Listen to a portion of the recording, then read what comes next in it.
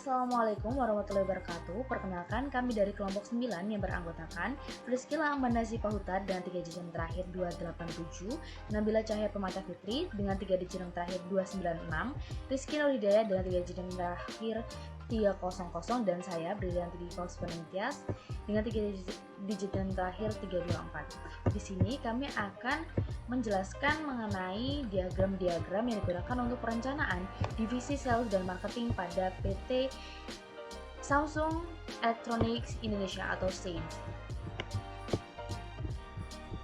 Di sini saya akan menjelaskan 3 bagian diagram, yaitu yang pertama mengenai state chart diagram yang merencanakan apabila dalam operasional dari PT Samsung Electronics Indonesia ini mengalami berbagai kemungkinan keadaan yang dilalui nantinya. Yang pertama ada ketika keadaan normal atau sesuai atau melebihi target. Oke. Yang pertama yaitu mulai PT Samsung Electronics Indonesia ini dalam diagram ini itu menggambarkan alur step chart yang dalam kondisi normal sesuai dengan ditetapkan target PT Samsung Electronics Indonesia. Prosesnya dimulai dari kondisi awal dengan pengecekan bahwa aktivitas penjualan berjalan lancar sesuai dengan target dan juga proses pendistribusian yang sudah efisien dari mulai lamanya, jangka waktunya, dan juga kendaraan yang memadai sesuai dengan kapasitasnya. Kemudian dilakukan juga monitoring rutin melalui laporan mingguan atau bulanan atau sesuai dengan yang dilakukan PT Samsung Electronics Indonesia, dan juga memonitoring juga feedback dari tim sales dan juga feedback dari pelanggan. Setelah itu melakukan optimasi strategi ringan atau continuous improvement yang mana berupa pembaruan konten pemasaran sesuai dengan tren dan penguatan hubungan antar tim, atau dapat juga diadakan workshop atau pelatihan untuk tim sales dan marketing. Kemudian selanjutnya yaitu melakukan riset. Riset ini adalah digunakan untuk perluasan market, diversifikasi produk, dan juga melakukan eksplorasi kolaborasi atau promosi lintas divisi.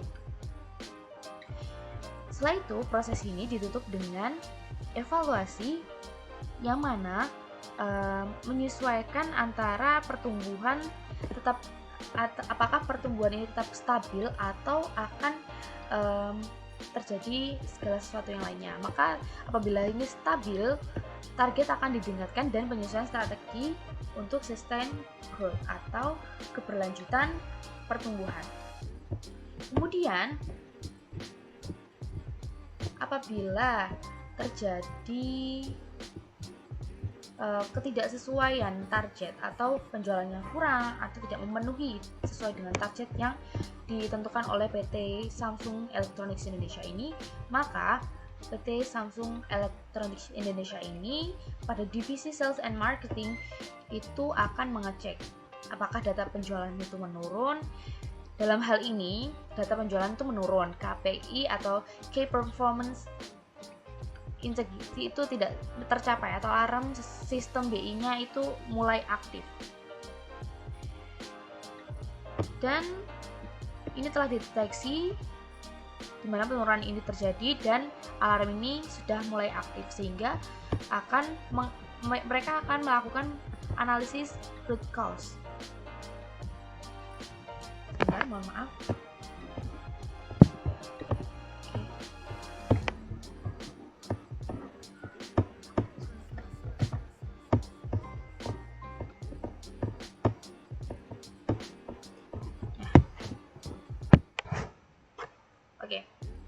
Kemudian setelah itu dilakukan analisis mendalam untuk mencari akar permasalahan dari apa sih yang berkemungkinan menyebabkan penjualan ini menurun, apakah tren dari pasar, evaluasi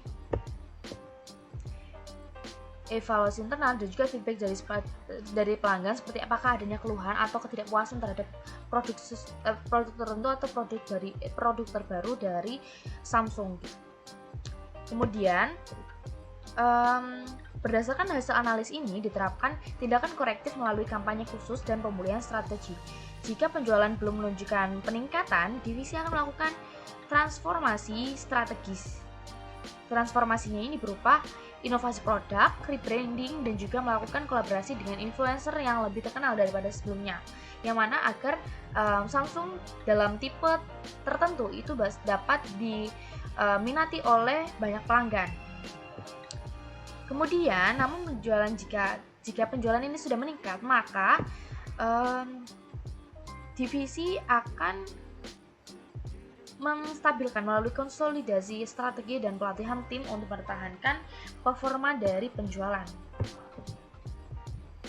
Nah, kemudian ada kondisi di mana kompetitor itu agresif.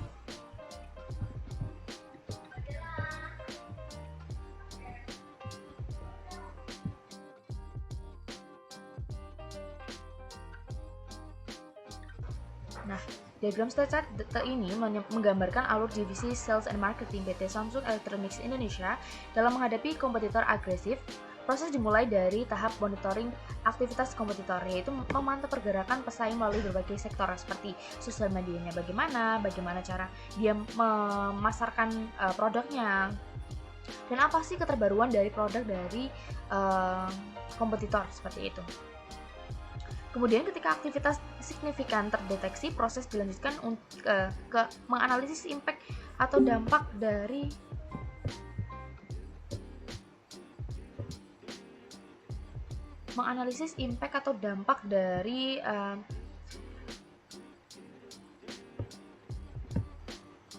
ketika aktivitas signifikan ini terdeteksi, maka proses dilanjutkan untuk menganalisis dampak atau impact yang akan terjadi untuk PT Samsung Electronics Indonesia ini. Apakah dia itu adalah salah satunya, yaitu mengenal dari pangsa pasarnya, penjualannya, dan juga persepsi konsumen dari keterbaruan dari produk tersebut. Nah, berdasarkan hasil analisis itu, perusahaan masuk ke tahap menentukan strategi seperti reposisi harga, peningkatan nilai tambah atau bonus dan lainnya. Kemudian peluncuran produk yang menandingi dari produk yang sedang tren pada masa itu, dan kampanye komunikasi yang agresif. Kemudian setelah strategi itu dijalankan, perusahaan ini masuk ke tahap pemantauan hasil dan juga evaluasi dengan fokus pada metrik sehingga retensi pelanggan, penjual harian, dan juga persepsi terhadap merek atau brand sentimen ini itu baik. Apabila dinilai cukup, maka proses akan diakhiri. Nah, kemudian terdapat salah satu keadaan, salah satunya yaitu pergeseran tren pasar. Pergeseran pasar ini yang dimaksud adalah pergantian tren satu dengan tren yang lainnya. Oke. Diagram ini itu menggambarkan alur divisi sales dan marketing PT Samsung Electronics Indonesia dalam menghadapi pergeseran tren pasar. Proses dimulai dari tahap memantau, yaitu mengamati perubahan tren teknologi, kebutuhan konsumen, dan juga strategi kompetitor. Selanjutnya, tim melakukan analisis terhadap data pasar untuk memprediksi arah tren, mengidentifikasi peluang baru, serta potensi ancaman. Berdasarkan dari analisis tersebut, divisi masuk ke tahap menyesuaikan, yaitu merevisi strategi marketing atau P4, Product Price Place and Promotion, dan menentukan repositioning atau kedudukan dari produk jika diperlukan. Setelah strategi ini diperbarui, tahap berikutnya adalah mengeksekusi atau merancang kampanye pemasaran yang relevan dengan tren yang masa kini, serta memilih kanal komunikasi dan juga target yang tepat. Misalnya di Instagram atau TikTok pemasarannya, maka di tempat yang sama atau sosial media yang sama. Terakhir, tahap mengevaluasi yang dilakukan untuk menilai performa kampanye dan juga mengumpulkan feedback dari konsumen sebagai dasar pengambilan keputusan ke depannya. Berikut merupakan state chart yang kami telusuri atau kami buat rancangannya.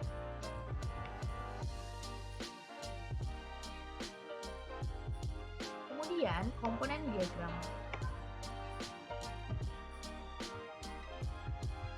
Komponen-komponen ini yang ada dan selalu berkaitan di PT Samsung Electronics Indonesia.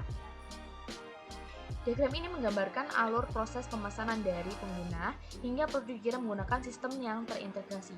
Dimulai dari pengguna ini mengirim permintaan pesan melalui customer portal, kemudian di mana pengguna dapat melihat produk, mengajukan pertanyaan, dan menerima promosi dari marketing campaign. Nah, untuk setelah permintaan itu dikirim, sistem akan meneruskan ke sales management system untuk menangani pertanyaan, membuat pesanan penjualan, dan juga menghasilkan penawaran penjualan. Kemudian, promosi yang dibuat dan dikampanyekan oleh sistem pemasaran mendukung proses ini dengan meningkatkan minat pelanggan. Setelah pesanan dikonfirmasi, sistem ini akan berkoordinasi dengan inventory management system untuk mengecek ketersediaan stok dan memberitahukan kepada logistik system mengenai pengiriman. Di waktu yang bersamaan, billing and payment system akan mengirimkan tagihan memproses pembayaran dari pelanggan dan menginformasikan sistem inventaris. Terakhir, sistem logistik ini akan mengirimkan produk ke pelanggan, serta sistem ini akan bekerja secara terintegrasi untuk memastikan produk pemesanan ini berlangsung secara efisien, cepat, dan tepat sasaran.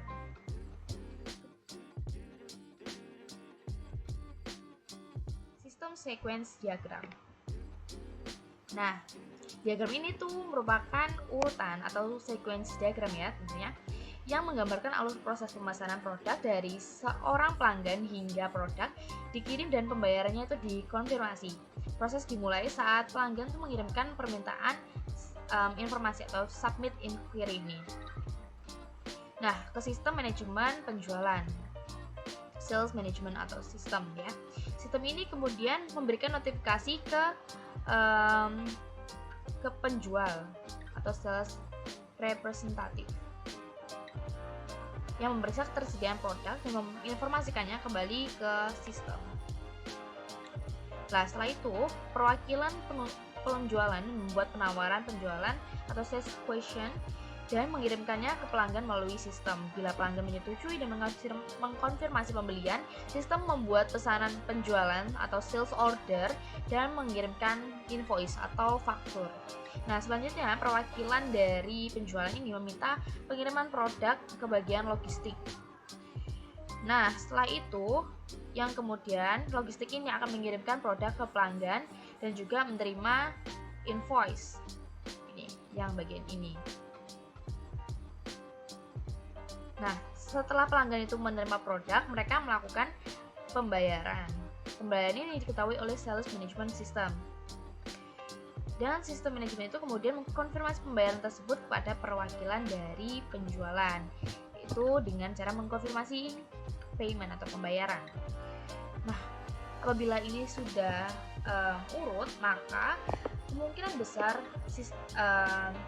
proses penjualan ini telah usai dan barang sudah diterima oleh pembeli.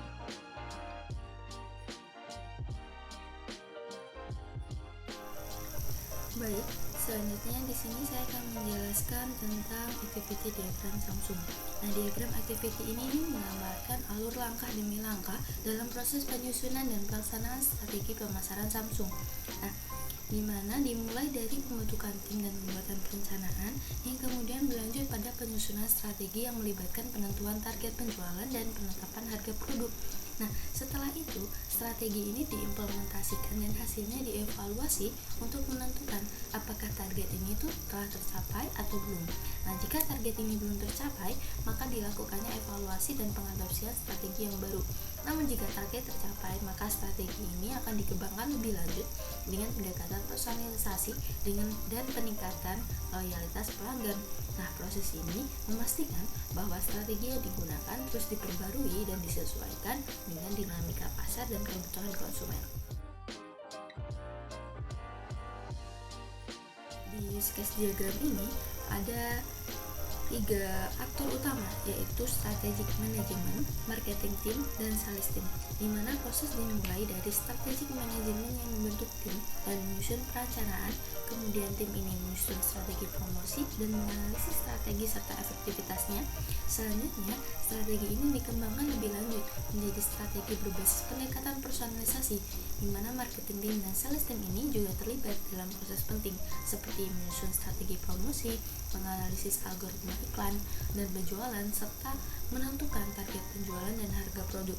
Diagram ini menunjukkan kolaborasi antar tim dalam membangun strategi pemasaran Samsung yang lebih efektif dan adaptif terhadap kebutuhan pasar.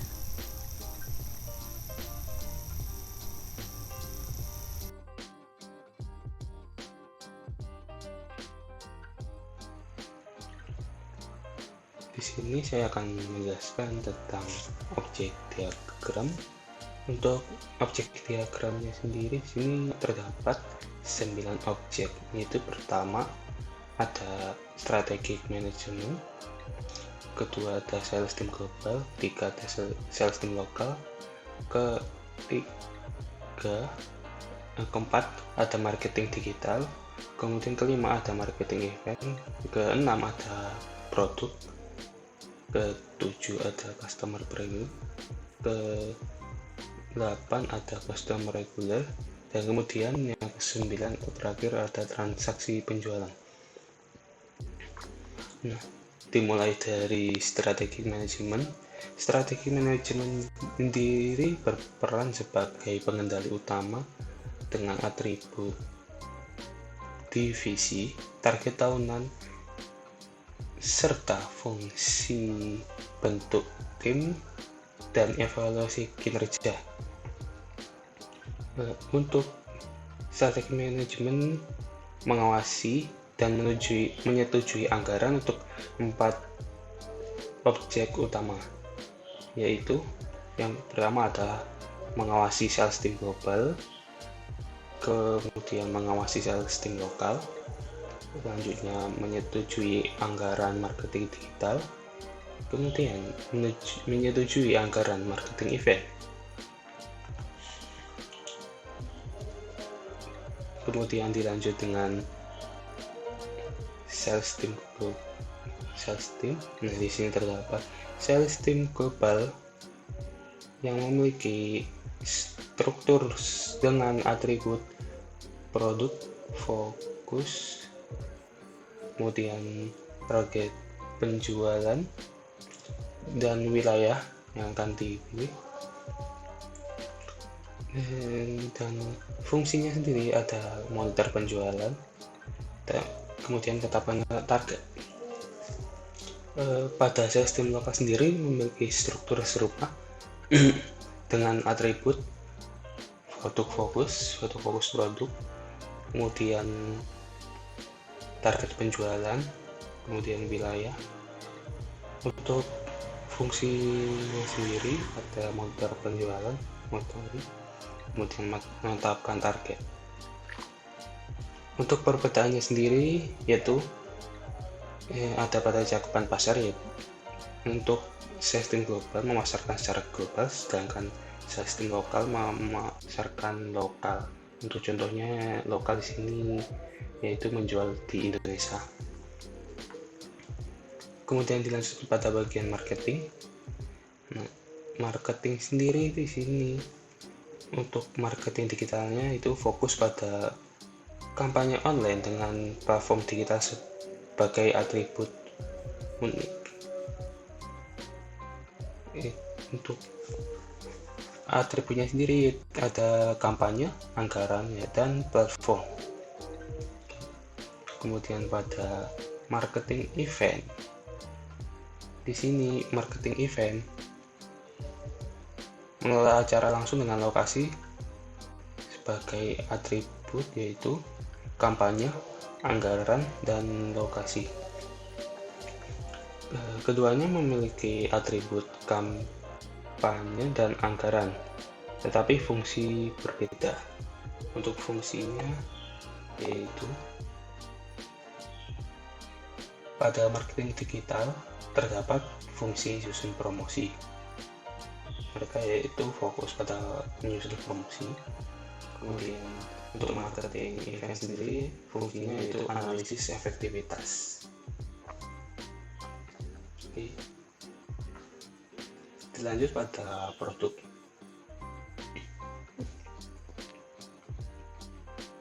Pada bagian objek produk yaitu berfungsi sebagai entitas pusat dengan atribut harga, nama, stok, dan total penjualan. Untuk ininya, fungsinya sendiri ada upgrade harga dan juga upgrade stok.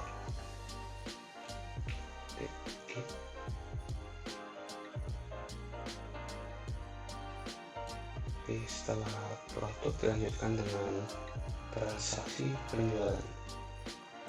Pada transaksi penjualan mengolah data transaksi dengan atribut seperti transaksi ID, jumlah, tanggal, dan total transaksi dengan fungsi yaitu proses transaksi serta catat pembayaran. Nah, pada hubungan sequence flow antara transaksi penjualan yaitu sini mencatat penjualan dengan menunjukkan bahwa transaksi mempengaruhi data produk pada data produk. Kemudian lanjut pada segmentasi customer. Di sini terdapat customer premium yang memiliki atribut yaitu nama, preferensi, riwayat beli dengan fungsi beri feedback. Kemudian untuk customer reguler memiliki struktur serupa dengan atribut nama, preferensi, riwayat beli serta fungsi beri feedback juga. Dengan hubungan sequence flow sama, yaitu melakukan transaksi terhadap objek transaksi penjualan.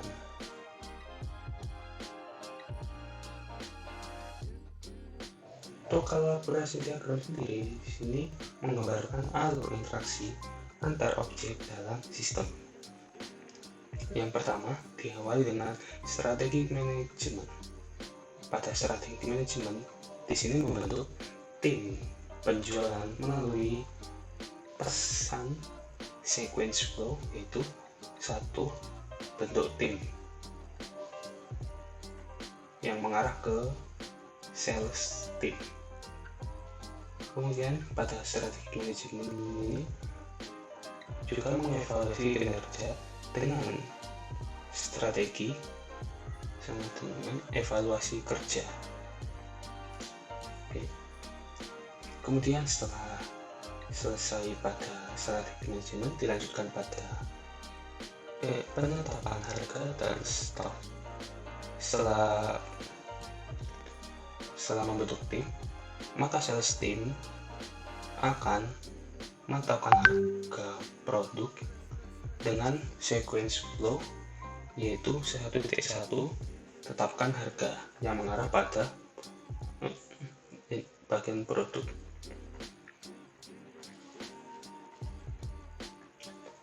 Kemudian dilanjutkan pada bagian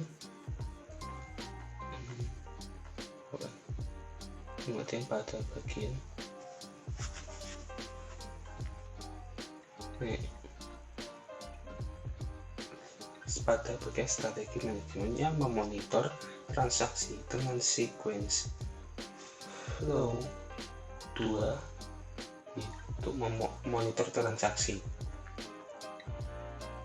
Dan setelah itu transaksi penjualan, pada bagian transaksi penjualan ini meminta data promosi dari marketing team dengan sequence flow 3, dapatkan data promo. Oke. Setelah transaksi penjualan data promo dari marketing team, kemudian dilanjutkan pada marketing team mempromosikan produk dengan sequence flow 3.1, promosikan produk yang mengarah ke produk. Oke. Setelah itu maka dilanjutkan pada proses pembelian. Di sini, customer melakukan pembelian dengan sequence flow 4Y, melakukan pembelian yang mengarah pada transaksi penjualan. Kemudian pada transaksi penjualan memperbarui stok dan produk dengan sequence flow 4.1 update stock. Kemudian transaksi penjualan menghitung total dengan total transaksi sama dengan hitung total.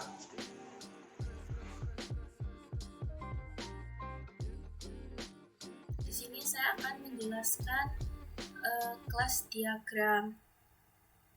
Nah, di sini terdapat 6 kelas berbeda, yaitu strategic management, marketing team, sales team, customer, product, dan transaksi penjualan. Nah, dimulai dari bagian paling atas yaitu kelas strategic management. Kelas ini bertanggung jawab dalam pembentukan tim, perencanaan strategi, dan evaluasi kinerja.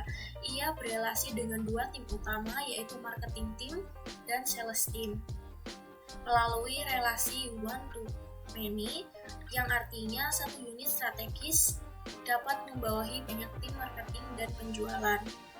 Lalu marketing team sendiri memiliki tugas untuk menyusun promosi dan menganalisis efektivitasnya. Sementara itu, sales team fokus pada penjualan, menetapkan target, dan memantau proses penjualan. Mereka juga memberikan feedback yang penting untuk perencanaan selanjutnya. Kemudian kita masuk ke bagian inti sistem, yaitu produk. Kelas produk menyimpan informasi penting seperti ID produk, nama, kategori, deskripsi, dan juga harga. Produk ini bisa difokuskan oleh lebih dari satu tim penjualan dan tentu saja bisa terlibat dalam banyak transaksi. Di sisi lain, kita juga punya kelas transaksi penjualan. Kelas ini mencatat aktivitas pembelian yang melibatkan produk dan pelanggan. Setiap transaksi mencatat ID transaksi, ID produk sebagai foreign key dan ID customer, tanggal penjualan, dan juga total transaksi. Hubungan antara produk dan transaksi penjualan bersifat one to many. Yang ini, begitu juga yang artinya satu produk atau satu pelanggan bisa muncul di banyak transaksi yang berbeda. Dan terakhir, kelas customer. Kelas ini mempresentasikan pelanggan. Atributnya meliputi ID pelanggan atau ID customer, nama, email, dan preferensi. Customer ini dapat memberikan feedback terhadap produk atau layanan yang nantinya bisa dimanfaatkan oleh tim strategi maupun tim penjualan. Nah, setiap pelanggan dapat melakukan banyak transaksi sehingga hubungannya dengan kelas transaksi penjualan juga one to many. Ini memungkinkan kita untuk melacak riwayat pembelian masing-masing pelanggan. Diagram ini menunjukkan bagaimana komponen-komponen perangkat lunak ditempatkan ke dalam infrastruktur sistem yang terdiri dari klien, aplikasi server, database server, mesin AI, dan layanan eksternal. Nah, dimulai dari sisi yang paling kiri, yaitu sisi klien, di mana pengguna dapat mengakses sistem melalui 2 perangkat, yaitu mobile app dan juga web browser. Keduanya ini berkomunikasi dengan application server melalui protokol HTTPS yang menjamin koneksi aman.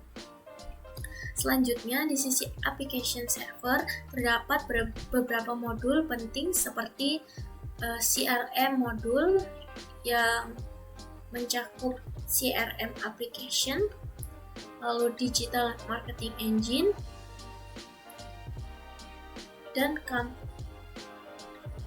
dan sales tracker.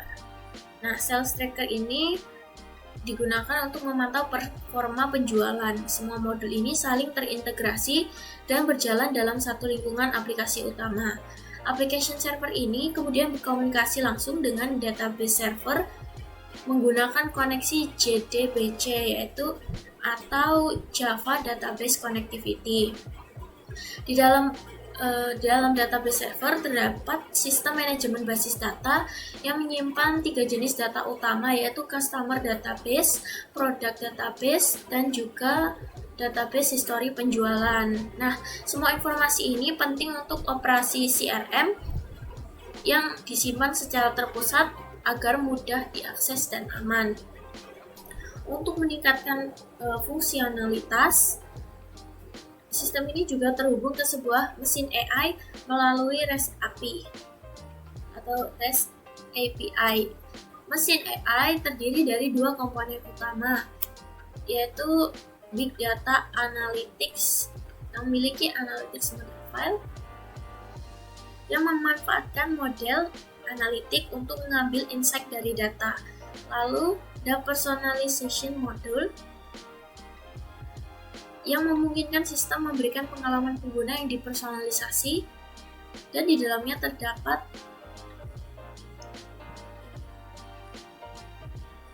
Analytic Models File sebagai basis perhitungan AI.